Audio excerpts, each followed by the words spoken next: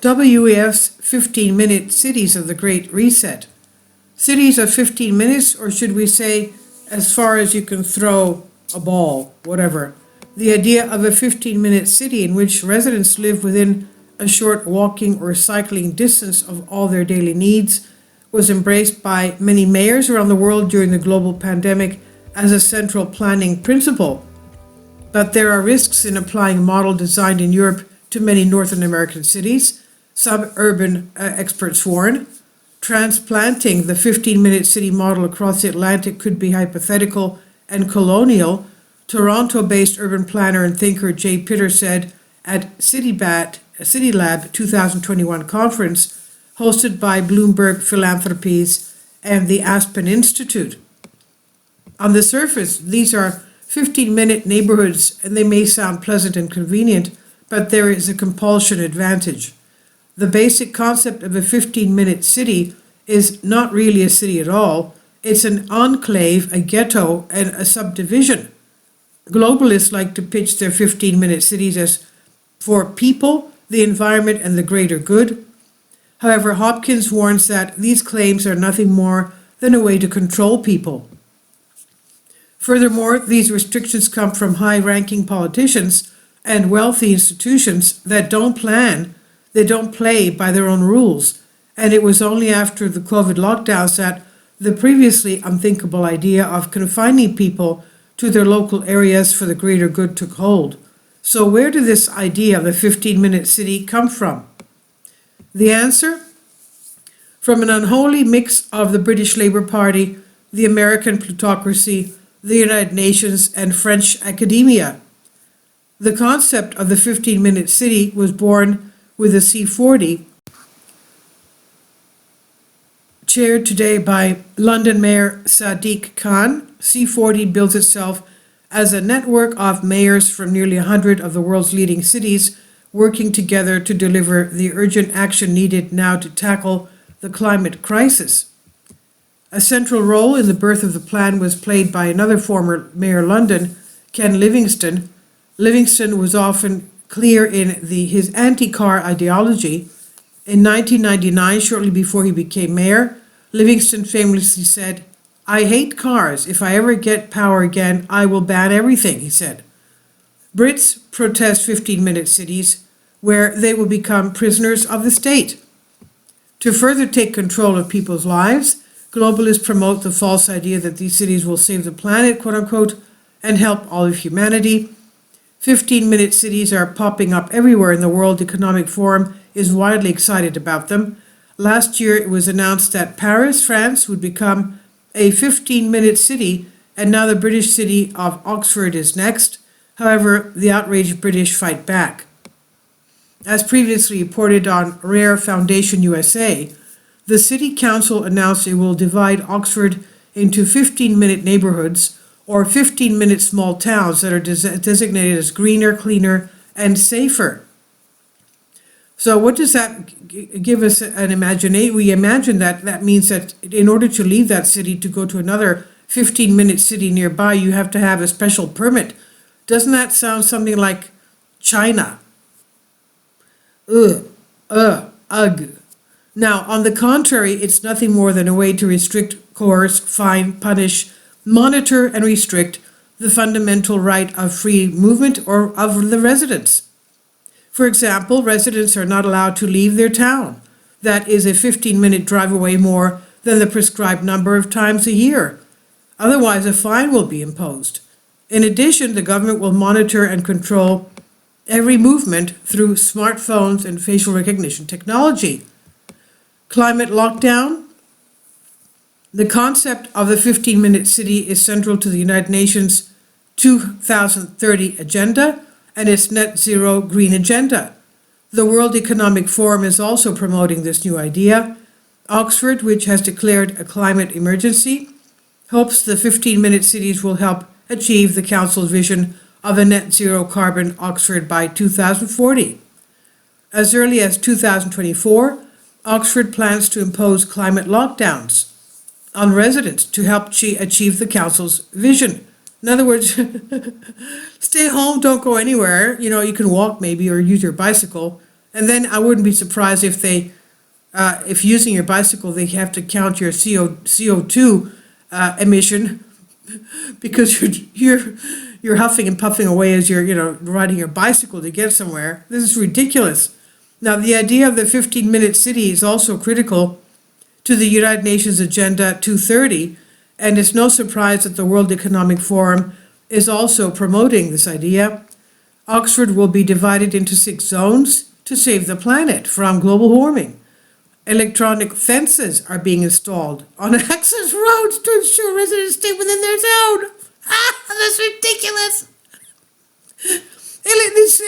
This reminds us of the Berlin Wall. So these 15-minute cities are going to have something like, looks like a Berlin Wall. Now, residents are allowed to leave their towns for 15 minutes at most, 100 times a year. You can only leave your city, your 15-minute city, for 15 minutes. They love the number 15. This is ridiculous. But first, they must register their car, which will be tracked across the city via smart cameras. While the initial distribution of breakout tickets may seem reasonable to some, once the public accepts that the state has the right to restrict you, they are guaranteed to add more restrictions and less permission to get out of your zone. This was established very clearly and quickly in many Western nations in recent years under the heading of COVID restrictions. Protests. Oxford residents are furious at council plans to turn the city into a controlled 15-minute zones. They were removed by the council, which ignored their displeasure. Media is silent. Oxford citizens have taken to the streets. The media is silent on this, of course, writes British journalist Sophie Cochrane. She pleaded with people to stand with the citizens of Oxford against this kind of totalitarianism. The Davos World Congress 2023. The world's elite flew to Davos January 2023 in their private jets, while people around the world are starting to be restricted to 15-minute zones in their cars and need permission to go beyond that, said Cochrane. Cochrane was referring to the globalist conference in the Swiss ski resort of Davos, where 52 heads of state and government met. Nearly 600 company directors were invited. Public meetings were held, also mostly where the globalists make their deals behind the scenes in secret back rooms. Now, while people around the world are forced to choose between having dinner or heating their homes, the elite fly to Davos on their private jets, staying in luxury hotels, eating expensive foods and meat, of course, no bugs, and plan how to cut down on 15-minute prisons. To cut us down to 15-minute prisons. The Dutch Party Forum for Democracy, FVD, previously made an English language video exposing the dangerous and freedom-crushing agenda concocted by the globalists who attended the annual meeting in Davos last May. Hopkins states, as with COVID, those who challenge the globalist agenda and their newly policed climate-friendly zones will be branded extremists and conspiracy theorists. Furthermore, he explains, they make it so that anyone who speaks against the agenda is the enemy who can cause harm and must be policed and silenced. So what is a smart city? Just as a smart, quote-unquote, in smart devices is really just a code for monitoring devices, a smart city is really just a city of surveillance and control. In essence, the smart city is the ultimate application of all the tools of technology against its captives. Even the tone of their marketing shows how much they despise human beings. ICENI bulletins describe the main characteristics of a smart city. It must be a planned community designed for high performance and short transit times. Practically everyone who would be within walking, everything you'd need would be in walking distance of their apartment. For many workers, online commuting would replace physical commuting. One's home would also be his workplace. Therefore, office space will be replaced with residential space, and practically everything during its move. Convenience stores, clothing stores, laundries, cafes, restaurants will be eliminated. And no churches, of course. Now, physical services and many commercial areas will be largely replaced by on-demand services and courier deliveries, including delivery by robots with drones or other unmanned vehicles. Everything will be tightly regulated, with people's use of services, consumption of goods, criminal activity, and other behavior monitored by constant comprehensive monitoring. This same surveillance system will be used to automatically dispatch emergency services as needed by detecting ongoing crimes, medical emergencies, and fires, using all kinds of networked sensors. Now, where will the hospitals be, I'd like to know? You know, hospitals have a lot of technology and trained nurses and staff, doctors, and they can't be in every one hospital in every 15-minute city. Obviously, this is ridiculous. It doesn't work. Now, networks sensors will also use to determine electricity and natural gas usage, among other consumption and waste metrics. So in short, why? One of the most underrated factors of technocracy is the massive arms race between the people and the technocrats. If people understood how important the freedom they have left is for their survival, they would have guarded it much more carefully during the COVID soap opera. The data itself is not that valuable.